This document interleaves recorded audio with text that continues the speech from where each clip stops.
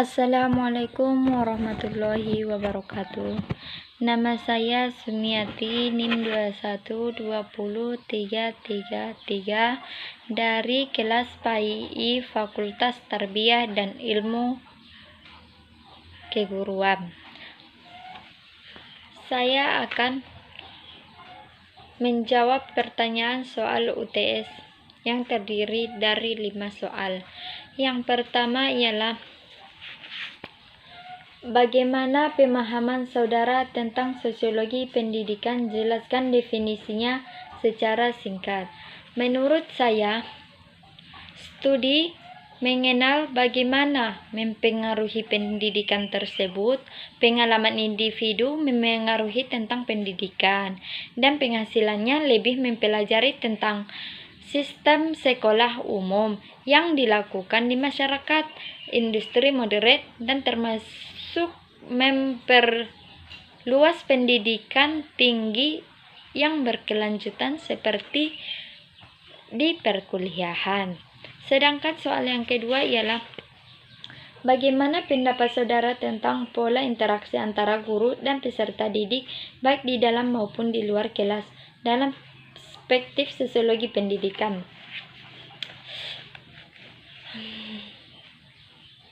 Perspektif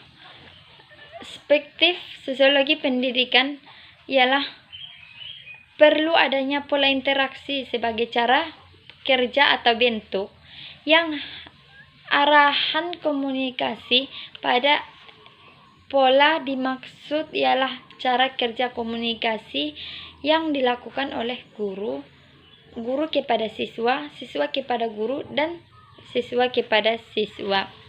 Sedangkan soal yang ketiga ialah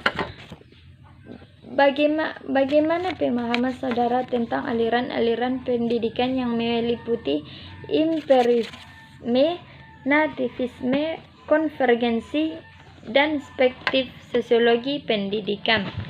Ialah yang pertama, empirisme, aliran yang berdasarkan pada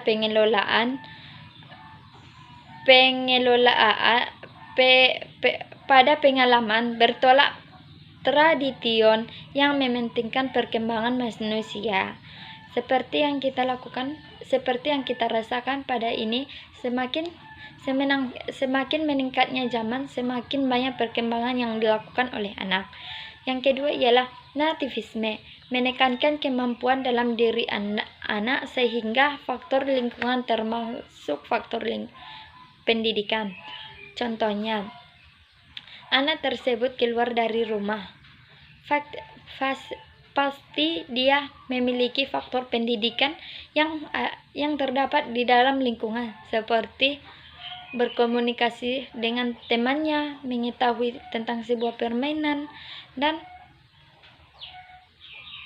ketika dalam bermain dia lebih saling menghargai, seperti menghargai orang yang lebih tua daripadanya dan menghargai orang yang kecil dan menyayangi orang yang lebih kecil daripadanya. Sedangkan yang ketiga ialah konvergensi, adalah pandangan yang terdapat dalam pemahaman tumbuh kembang manusia.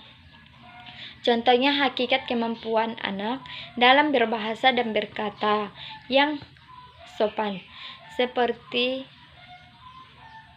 perkembangan yang dilakukan anak tersebut dalam berbahasa, seperti dalam bertutur sapa kepada orang yang lebih tua. Ada yang belum bisa melakukan bahasa Indonesia, ada yang belum bisa melakukan bahasa Minang, Arab, atau Inggris contohnya.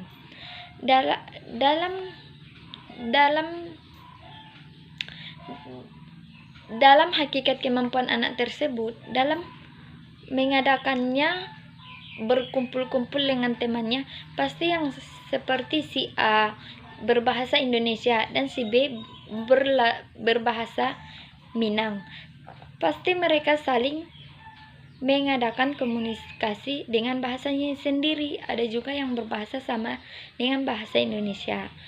Pasti mereka tersebut ketika berbicara, pasti mereka mengadakan bahasa yang mana yang mampu seperti bahasa Indonesia tersebut, pasti mereka saling belajar untuk melakukan bahasa Minang. Karena si A karena si A ingin mempelajari bahasa Minang, sedangkan si B perlu mempelajari bahasa Indonesia.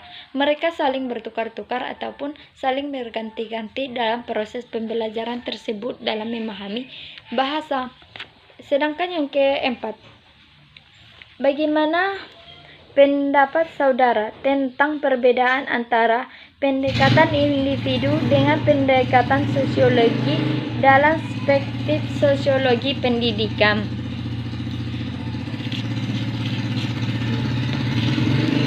Dengan adanya pendekatan individu ataupun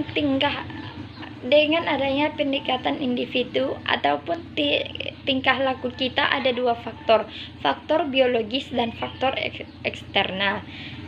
Sedangkan pendidikan sosiologi merupakan masyarakat dengan berbagai lembaga kelompok seperti organisasi dan aktivitasnya dalam sehari-hari. Yang kelima ialah bagaimana pendapat saudara tentang hubungan antara pendidikan dengan ekonomi? Jelaskan secara singkat. Ialah semakin terbukti pada diri kita dan kuat sektor pendidikan dan penggerakan utama dinamika perkembangan ekonomi semakin mendorong proses struktural berjangka panjang pendidikan, seperti semakin canggihnya, semakin mudahnya teknologi ataupun semakin meningkatnya, pasti orang yang belajar akan lebih mengetahui wawasan tersebut, seperti membeli laptop ataupun komputer, HP. Dia akan mencari pelajaran yang ada di HP tersebut untuk memperluas pengetahuan perkembangannya dalam mencari pembelajaran tersebut, seperti pembelajaran sosiologi. Mungkin sampai di situ. Jika ada yang salah, saya mohon maaf. Assalamualaikum warahmatullahi wabarakatuh.